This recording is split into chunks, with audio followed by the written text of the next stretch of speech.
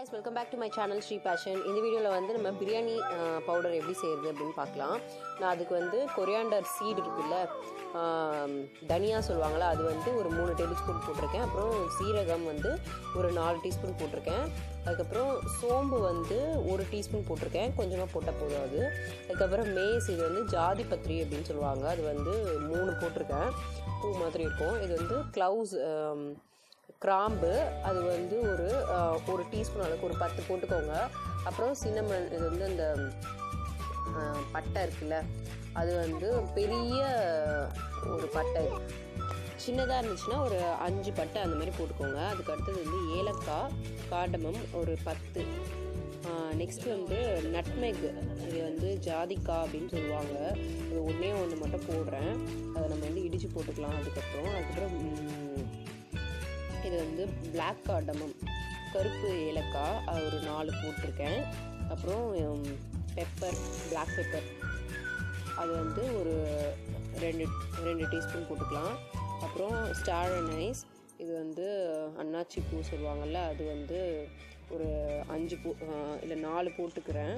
அதுக்கப்புறம் மிளகா, இது வந்து நீட்டு மிளகா போட்டிருக்கேன், நீங்கள் காஷ்மீரி சில்லி கூட போடலாம், கலர் நல்லா கொடுக்கும். ஸோ அது வந்து ஒரு 10 போட்டிருக்கேன். அதுக்கப்புறம் பே லீஃபு, பிரியாணி இலை தான், அது வந்து 3 போட்டிருக்கேன், பெருசாக இருக்குது. இப்போ நம்ம வந்து இந்த நட்மெகை வந்து இடித்து போட்டுக்கலாம். ஏன்னா நம்ம அரைக்கும் போது மிக்சியில் ஒழுங்காக அரையாமல் போய்டும்ல, அதுவும் இல்லாமல் நம்ம வறுக்க வர போகிறோம். ஸோ அதுக்காக இடித்து நம்ம போட்டோம்னா கொஞ்சம் வறுக்கிறதுக்கு ஈஸியாக இருக்கும், அதே நேரத்தில் அரைக்கிறதுக்கும் ஈஸியாக இருக்கும்.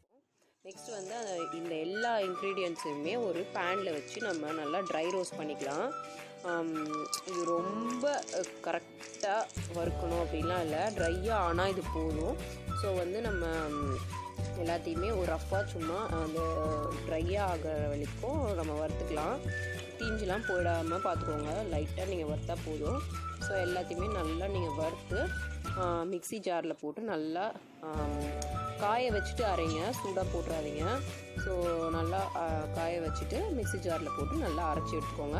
இது வந்து நல்லா பொடியாக, அந்த கரம் மசாலாலாம் கடையிலலாம் விற்பாங்க பார்த்தீங்கன்னா, அந்த மாதிரி நல்லா பொடியாக நீங்கள் அரைச்சி எடுத்துக்கிட்டிங்கன்னா சூப்பராக ரெடி ஆகிடும். எப்போ நீங்கள் பிரியாணி செய்யும்போது இதை போட்டிங்கன்னா, ஒரு 1 kg சிக்கன் போட்டு நீங்கள் செய்கிறீங்க அப்படின்னா ஒரு 2 ஸ்பூன் போட்டுக்கிட்டிங்கன்னா சூப்பராக செம்ம டேஸ்ட் வரும். ஸோ இது வந்து 3 to 4 months கூட நீங்கள் எடுத்து பத்திரமா வச்சிங்கன்னா நல்லாயிருக்கும்.